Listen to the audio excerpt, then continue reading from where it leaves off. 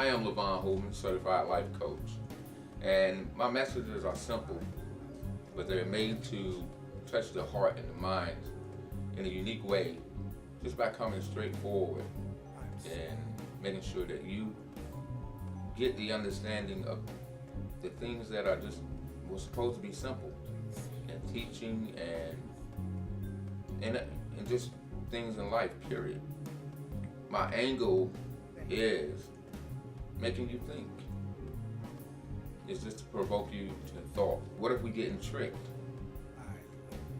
And most of the time, that's what is happening. So, today's topic is unforgiveness and the trick. Forgiveness and unforgiveness, but more concentrating on the unforgiveness, because most people are struggling with that from a misguided point of view. Forgiveness is something that we all face in our lives. It doesn't matter what you are doing in life, through business, sibling, through husband and wife, girlfriends and boyfriends. Everybody has issues that they face that's going to make them be challenged by forgiveness. And because we have an enemy of our soul that knows the laws of God, there's ways to manipulate it to make sure that you don't experience or give forgiveness. And like I said, I provoke thought. My whole mission is to make you think differently, because the attitude should be, what if you got it wrong? And if you got it wrong, I'm hoping to help you to get it right. In Matthew chapter 6, 14 and 15, it talks about forgiveness. And it talks about it in two ways.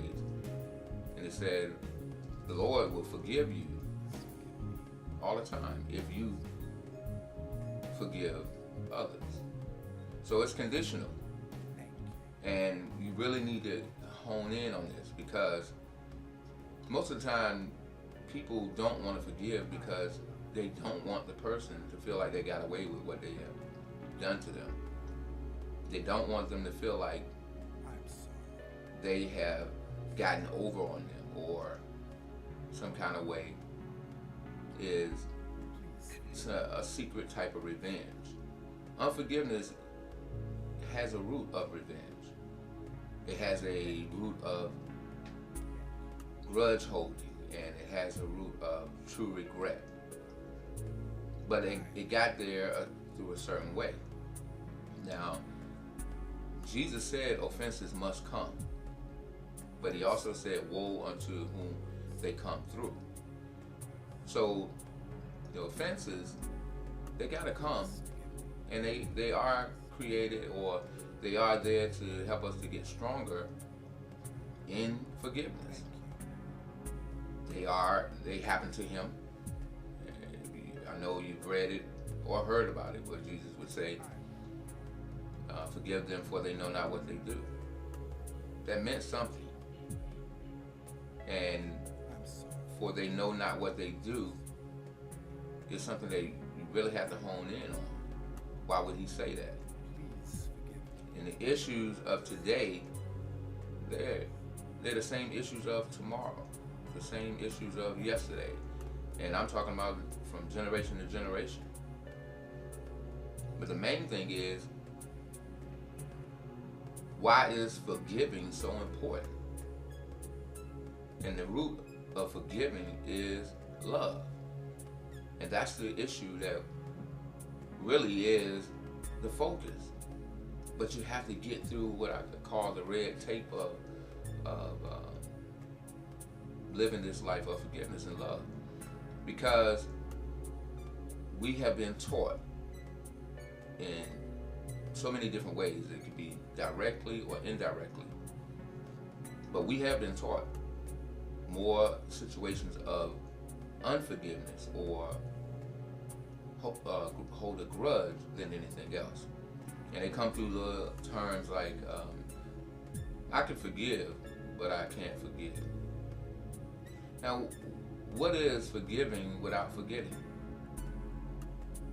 It's grudge holding. And it has a root of revenge. So when you say, I can forgive you, but I can't forget, and you hold the belief that you are a Christian, whatever your belief is in God, that's who you follow, and you say, I am Christ-like. Well, what if Christ did you the same way? What if he held it like that? Now, he says he forgives, throws it in the sea of forgiveness. Why is that important? Because the sea of forgiveness makes sure that you get a clean slate. When he says if you confess your sins, he's just and faithful to forgive you of your sins, to cleanse you from all unrighteousness. That proves that you have a clean slate, a start over. Well, if he's your example and you're Christ-like, then those are the things that you need to be doing when we're giving forgiveness. Because forgiveness is the only way that you're going to remain forgiven. All of us are going to need forgiveness. We're going to need it on a daily basis. So if forgiveness has a conditional point, and that conditional point is, if you forgive, you will be forgiven. And see, the word if makes everything conditional. When you see that stated anywhere in the Bible, you got to know that it's conditional. And that condition is set up that you know your part. His promises are never going to be broken, but he knows ours can be, because we deal with frailties that he doesn't. He knows our frailties. He knows our weaknesses. He knows our sins. So it actually is a blessing to know what to do in cases like this that'll keep you forgiven. So he said, if you do not forgive your brother, your sister, their trespasses, he will not forgive you. And I believe that we live in a society that we have more people living in condemnation than in the freedom of forgiveness. That we have more people being tricked, because that's the root of all the hatred. All the things that provoke envy and jealousy. And I personally want to help people understand it and get it. The thing is about regret is you can't change this. This will be permanent. Regret is only experienced after the choice is made. So when someone has hurt you, or you have hurt someone, or you have made a choice to do something with somebody, get involved, whether it was business or relationship wise, and after the fact. Now, mind you, I do have a teaching on trust and where it was supposed to go, and it was never supposed to go to another human being, from human being to human being. It was only supposed to go to God, because it's about decision making. But because of the way it's been taught and how much it has been taught on the level that we are supposed to give it to each other, therefore making a new word, distrust, that's the root of a lot of unforgiveness. And the people start making decisions in their future based on the things that they have already experienced, as if they are protecting themselves from that had already happened before, so that they make sure it doesn't happen again. Lessons are supposed to be learned from what we have experienced, But I think the wrong lessons are being put out there through hurting people, or people that have been hurt in the past. So let's say you had a bad marriage. Well, the lesson was supposed to be something that you learned about yourself, not so much about the other person. It was supposed to be things that you learned that you could and could not take. That you needed God more in this area and less in this area because of your strengths and your weaknesses. But most people, what they do is they get a lesson based on the hurt only, and how to make sure that they don't get hurt again, which never works, but you do continue to experience hurt and offenses your entire life.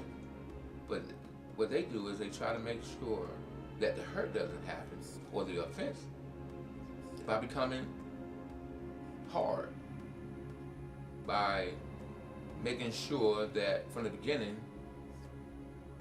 they don't get, or they don't catch feelings, or just cliches and words that they say that their humanity can't live by.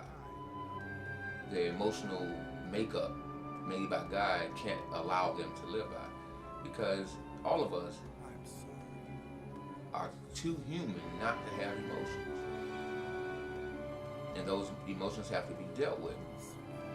Unforgiveness is an emotion, and it has to be dealt with. It has to be dealt with, and the only way to deal with it is to find out, why are you still hurting, as if the thing is still going on today. As a certified life coach, I deal with a lot of this topic of people dealing with unforgiveness and how bad it is in their life, from holding unforgiveness to people that are alive and well as holding unforgiveness towards people that are dead and gone. And there was an example in my own family where I grew up not knowing my father, but from what I heard of him for many, many years of my life, I didn't like him. But I only got the information from people that knew him. My mother, grandparents. But the thing is, at one point in my life, I was like, why am I dealing with this and it's not mine? So, looking back over it, I ended up letting it go, and I had a talk with my mother, and I said I want to forgive her, and I hope that you will too. And my help came with confessing that I'm living with unforgiveness, and I don't want it. And the power of His promise, God's promise, came in immediately, and I felt the release. I didn't want to hold anything against a dead man that I didn't know anyway. I was too young to know him. So that freedom showed me the trick, and it was transferred. The trick is that unforgiveness is a continuation of anger and hurt, bitterness, grudge holding, and regret, all mixed in one and transferred from person to person. And if you're not careful, you can go your whole life living like that. You can go your whole life, and this is the one thing that people do, is you have some very good people out here, sweet, but they have this one thing that they're holding against somebody. And there's a book called Deadly Emotions by Dr. Don Colbert. And he wrote this book, and some of the things that he researched himself, even down to the point where certain diseases are being linked unto certain emotions, negative emotions. And he, in this book, has proven that unforgiveness is linked to some very strong and powerful diseases that some of them have no cure, like cancer. And I can see why that would be, not because of the actual disease, but because of the law of God. He said that you won't be forgiven if you don't forgive. So you cut off your cycle or your promise of being forgiven because you're holding something against somebody else that really don't even care that you're holding it, and might not even know that you're holding it. So the reality is, you're over here getting sick. You're over here not able to function properly in your new relationship because you're on guard, and unforgiveness makes you expect something to go wrong, exactly like what it was. Now, without forgiveness, it pretty much will continue to happen. Without forgiving, without you forgiving. And then the trick is to say, okay, I forgive, but I ain't gonna forget. Now, forgetting has to be done with it has to be dealt with memory. We cannot actually erase memories on our own without having the power of God come in our life to help do that. But if I pinched you today, hard as I could, you're gonna feel the pain. Maybe 10 minutes later, 20 minutes later, you're no longer gonna feel the pain. But you're gonna remember I pinched you. Now, the association here is most people are saying they won't forget, but they're holding on to the pain. The memory should be this much. If you remember what somebody has done to you, then your goal should be to get the memory erased. And that's something that God will do for you through confessing that you have unforgiveness. It's just that simple. But what we have people doing is holding on to the memory of the pain and not the action. So they hold on to the pain because, let me say this before I go on, our bodies do not have the ability to tell the difference between negative or positive adrenaline. So if you got on a ride at a roller coaster and you got excited, your body releases this adrenaline flow. And if you were in an argument, very, very negative argument, and you all excited about or angry about it, your body still releases the same adrenaline flow. So it doesn't have the ability to tell whether it just reacts to it. So when you're making these decisions about holding on to the pain of that, you experience that type of flow. But the only problem is, it aids in you keeping unforgiveness. It doesn't help you to release it. And you need that. You need to be able to let go of the memory of the pain. Because when you let go of the memory of the pain, then you are able to learn a lesson about the action. Whatever it's supposed to be. The lesson to come out if you do it like God said. Yeah, anger, we all got to deal with anger. But guess what? Anger is not the problem. Anger is not the issue. Anger is not a primary emotion anyway. It's a secondary emotion. Hurt, disappointment is the primaries.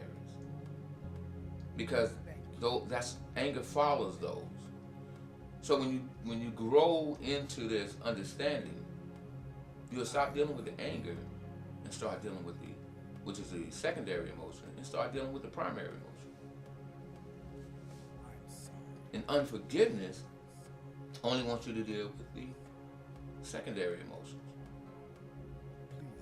So that's why you got people who still able to say, well, they did that, they did this, they did that. Well, most of the time, the same people that's calling someone else out, they're doing the same thing to someone else now. And when we say, we use the terms hurting people hurt people, well, that's only because of unforgiveness. The words that we spread out here, the teachings and the cliches, we need to go deeper than that. We need to go and underneath that and see how do we discuss it where we can get rid of it instead of having it as an issue. Racism, nothing but unforgiveness. On every level. I don't care if it's black against white, white against black, Jews, whatever race you in.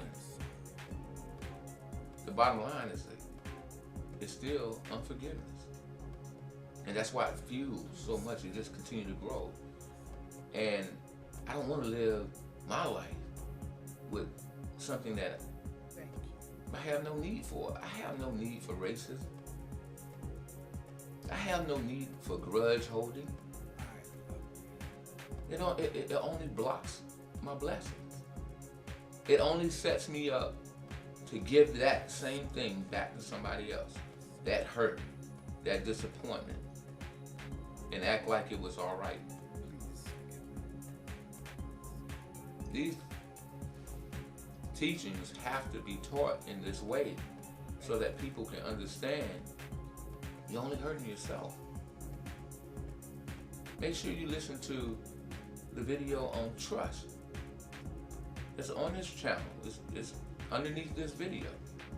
Make sure you watch it, because most people that are experiencing unforgiveness, the majority of them are experiencing unforgiveness because they were tricked into giving trust unto another human being instead of only having that. And they thought they was mixing up trust and loyalty. They made trust be loyalty in their mind. And trust is decision-making process, period. That's all it is. And that's why he said, give me your decision-making process, all of it. He said, give me your trust. Give it to me, all of it. All your mind, all your soul. Trust in me with all your heart, mind, and soul. That's what God said. And he said, lean not to your own understanding, and I will direct your path. See, that's a promise on your trust, on your decision making. Well, what we have been taught to do, give our decision making to another person. You see what they were doing during the process of giving it. You mixed up trust. You misunderstood it. You thought it was loyalty. And the first thing that happens is some infidelity, some messing around, or whether it was flirting with somebody else or whatever, and bam, the distrust comes in, which is directly connected to forms of hate, hurt, and unforgiveness. It's a real trick. A very sly trick. I'm here to expose it. I'm here to help you to think differently, because we got it wrong in this area. This is one area that I know we got it wrong in. And Jesus said, I will no longer have you ignorant to Satan's devices.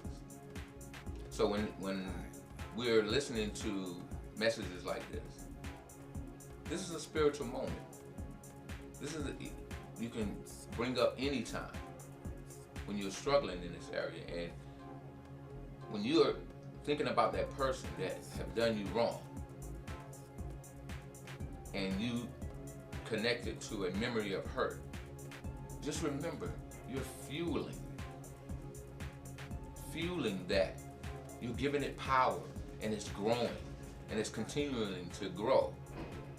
But at the same time, more than anything,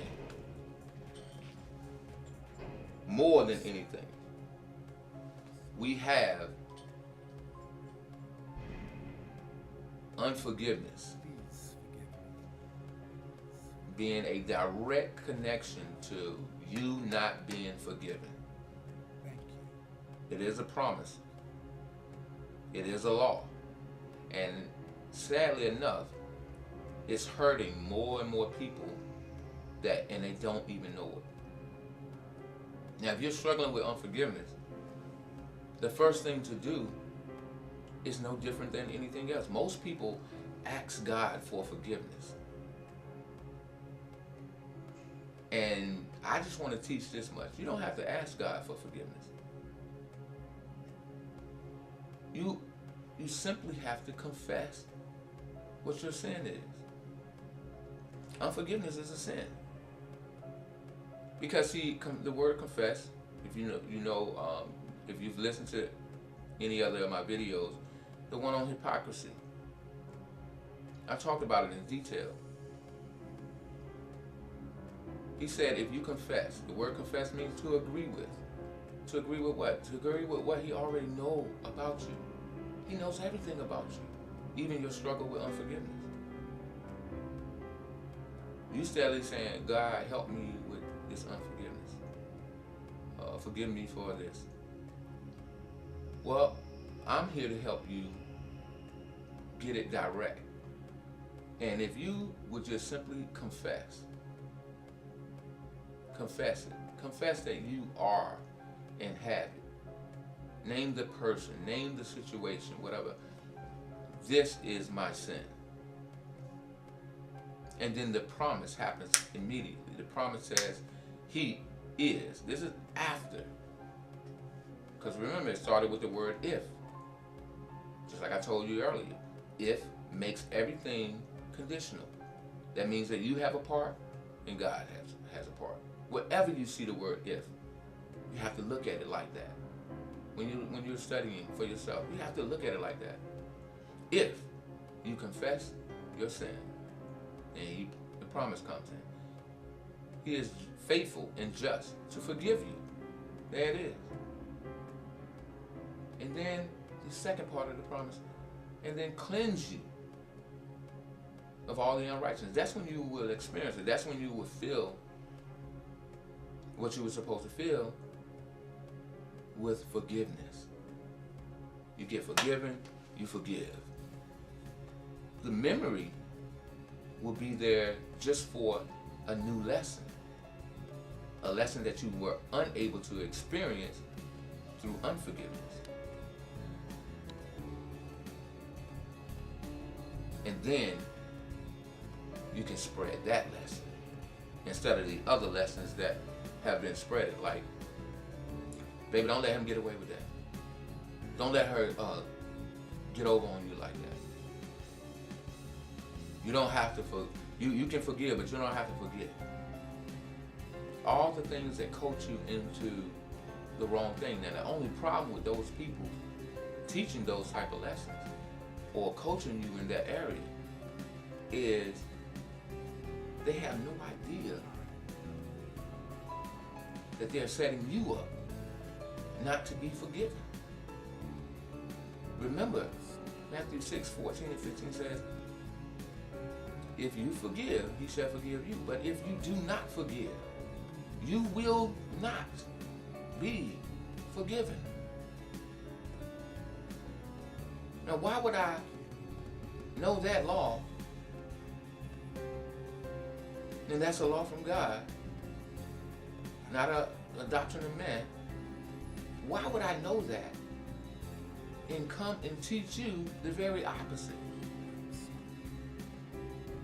Why would I hurt your life like that? Why would I be that upset in my own heart to transfer it to you? That's exactly what takes place. And it is so generational. I got to let you understand this on this level. We have to understand unforgiveness on this level. It's simple. Confess it and wait to experience the cleansing of it.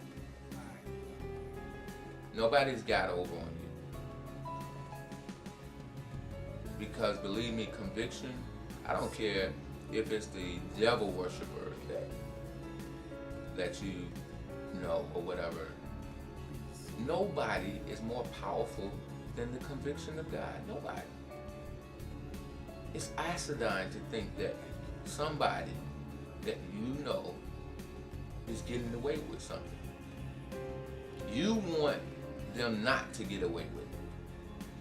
Well, they don't. The only problem is you may not ever see them go through what God does through His grace, His mercy, then His conviction or His wrath. However it comes, you may not ever see it. So just take that off the radar. That's not even something that you should be concerned about.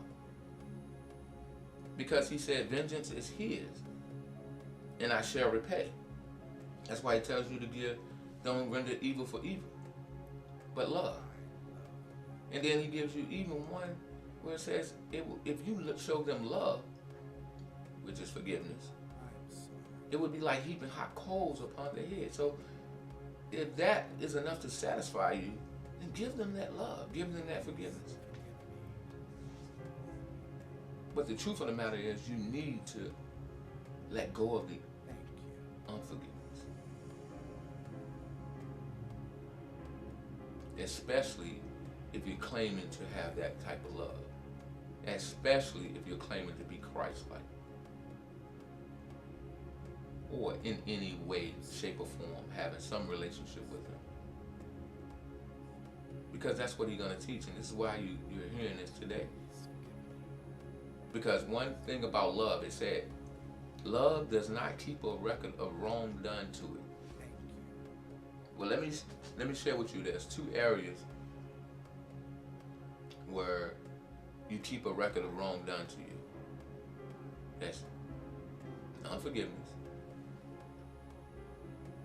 Maybe more, I'm gonna add some more. Unforgiveness, grudge holding, one of the sneakiest ways, and distrust.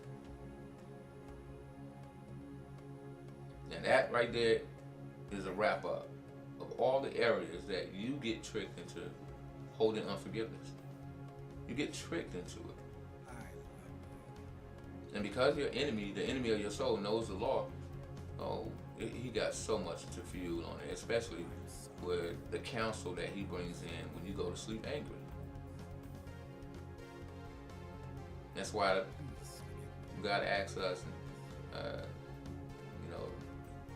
be angry, but sin not. Don't let the sun go down on your wrath or your anger.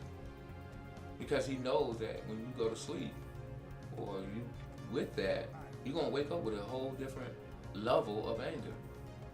Next, it done went to bitterness, grudge holding, and then ultimately unforgiveness. Don't do it to yourself anymore. The topic was unforgiveness. The truth about it, how to get rid of it. Make it a mission. You just heard a spiritual moment with LeVon. Thank you.